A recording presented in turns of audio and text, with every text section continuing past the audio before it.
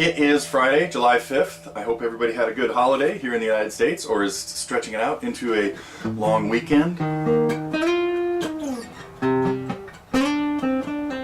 listening to... I'm going to get back to all that stuff later. Okay, never mind. That was the theme music we had yesterday around here for our folks coming by for barbecue and things like that. Anyway, I want to tell you a little bit about some things that went on this week. Also want to talk a little bit about timing. The great questions going on the forum there from Kenny, I think, started this mess. And speaking of mess, one of our tunes this week was, of course, thanks to Vanessa, A Beautiful Mess by Jason Mraz.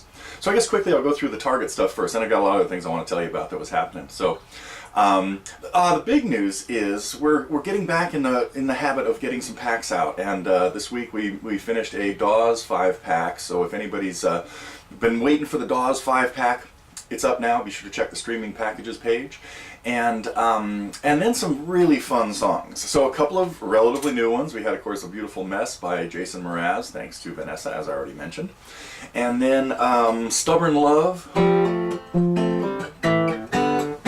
Pretty cool tune by the Lumineers.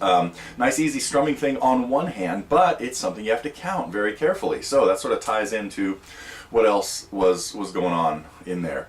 Then we had, I guess I'll go through them kind of chronologically. Staying with the Glen Campbell theme.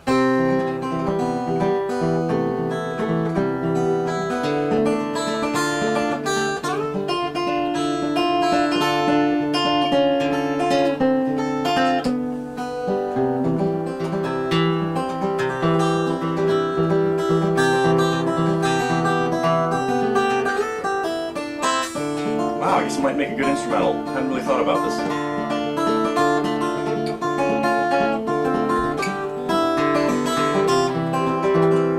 I might have to explore that a little bit more. Anyway, we took a look at John Hartford's tune, made famous by Glen Campbell, "Gentle on My Mind," and that was a fun one. I have always loved that song. Matter of fact, this week there were a lot of songs that have been near and dear to my heart for many reasons. Of course, the next one was this.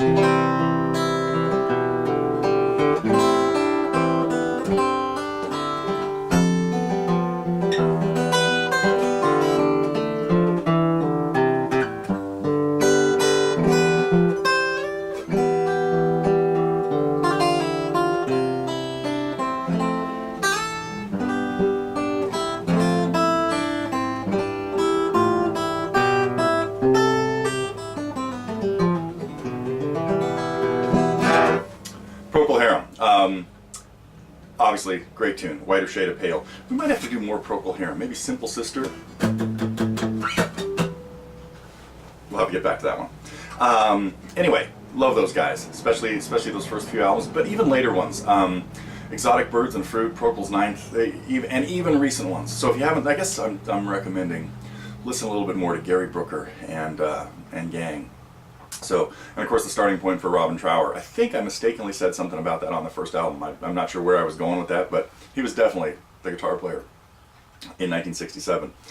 And then, a really important song to me was, of course, the one I stumbled through here at the beginning of the lesson.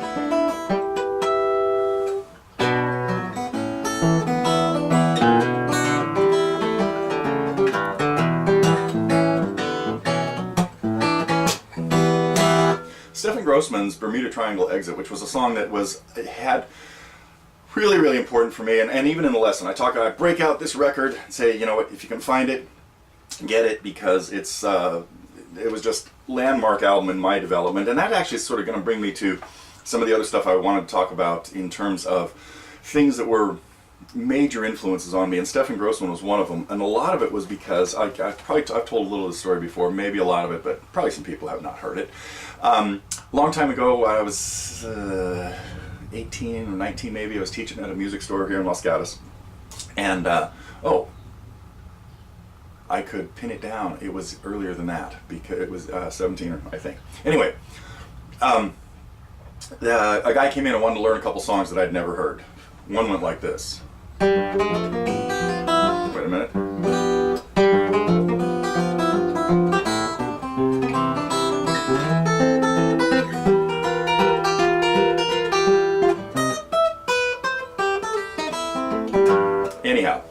Dallas Rag, and he was fumbling through it. His name was John Green, I believe.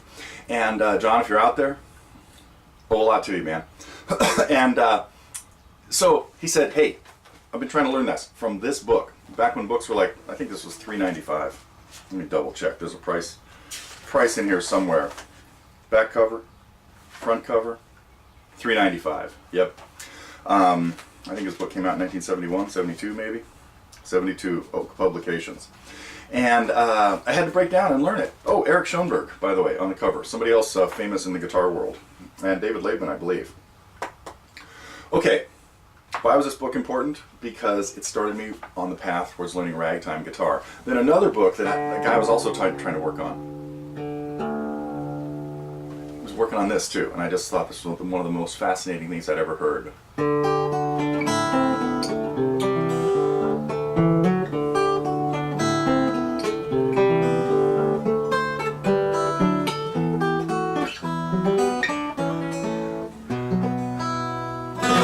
John Renbourn tune called Lady Nothing's Toy Puff, one I should probably get to a lesson to someday. But anyway, those were landmark days for me, just because of this one student who wanted to work on Dallas Rag and Lady Nothing's Toy Puff. Also happened to pick. So while I'm at this, I'm going to show you some vintage books that meant a lot to me. This came out in around the same time as Two-Lane Blacktop. There's even pictures from the movie in here. But was one of the first books that actually had something resembling tablature to James Taylor songs. Here it is, on kind of sepia-toned paper. His version of Oh Susanna, which I've played before. Never mind, the book won't stay open. But it was really, most books you get had music like this, piano music, to play the guitar. Didn't help very much. Yeah, here it is, Fire and Rain in the key of E flat, even though I think, let me check. Where's Fire and Rain? Or Something in the Way She Moves, in the wrong key, right? Yep, in C, because he really played it in A, but capoed at the 3rd fret. Anyway, well, so I broke out all my important books, my $1.25 books, the Mel Bay guitar series, by the way, too. Okay, this is getting too out of hand. I guess I'm in holiday mode. What I wanted to talk about was the question that came up about timing, and whether it's, well, first of all, it's absolutely important, but many people have a good understanding of it without necessarily knowing the definitions of things. So whether somebody knows about quarter notes, eighth notes, half notes, triplets, all that kind of stuff, they might know the difference between playing something like this or this or this.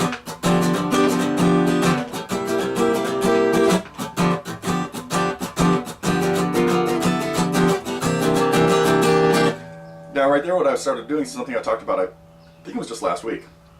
Then that was strumming in triplets with alternating down, up, with up, down, up. So where I'm going with this is that a lot of great musicians have the feel for this and really know what to do to get certain sounds, but they might not be able to explain it to somebody else or define it or even relate to somebody saying, oh, that spot where you had that pickup beat where you came in just a little bit early. Something that happens, for example, in the Lumineers tune. I talk about the difference between the two chords, the two beats of the F chord, whether it's happening on beats 3 and 4 in a measure or beats 1 and 2. So maybe take a look at that lesson, because that talks a little bit about it too. So, yes, a lot of people have a great understanding of stuff without actually being able to put it into words or apply definitions.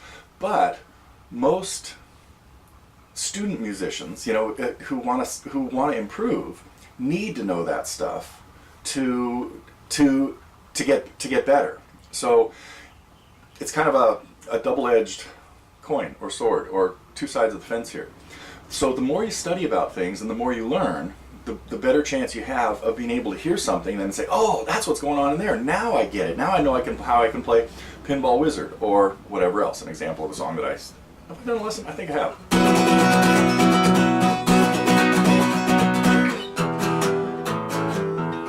Uh-oh. Crossing the streams. Danger, danger. Anyway, so I guess that's kind of my take on it, is that just keep studying, counting, paying attention to what you hear and trying to figure out what you're hearing. Am I hearing the garbage truck? Am I hearing, 4 beats in a measure? Am I hearing something in an unusual time? Did I give anybody the assignment of going and listen to In a Glass House by Gentle Giant and figure out what the heck is going on at the end? The last 2 or 3 minutes, there's a really cool theme going on, and this could be a good counting exercise, very advanced with what's going on in the time signature at the end of the tune In a Glass House. Check it out. Again, if you're some people might have a hard time just listening to it in general, but this is one of the reasons I'm fascinated by a lot of progressive rock stuff, and in particular that band, because they just did so much stuff that was challenging to listen to. I'd have to hear it a whole bunch of times and try to figure out what's going on. Another one, although it's really easy to find the answer to this, is the opening to the Allman Brothers Whippin' Post. So check out that and see if you can figure out what time it's in and what's going on. Now these are songs that are not in just normal 4/4, 3/4, 6/8 kinds of times. There are things that fluctuate wildly. And I think I already mentioned listening to Just the Same by Gentle Giant, so we'll save that one for later. Okay, that is it. I have to get out early today, taking my daughter and a friend of hers on a short little tour of San Francisco. We'll see. Thankfully, they settled a BART strike last night, which should make it a little easier getting around. But we'll see. If anybody is hanging out by the Golden Gate Bridge today, look for me. I might be there.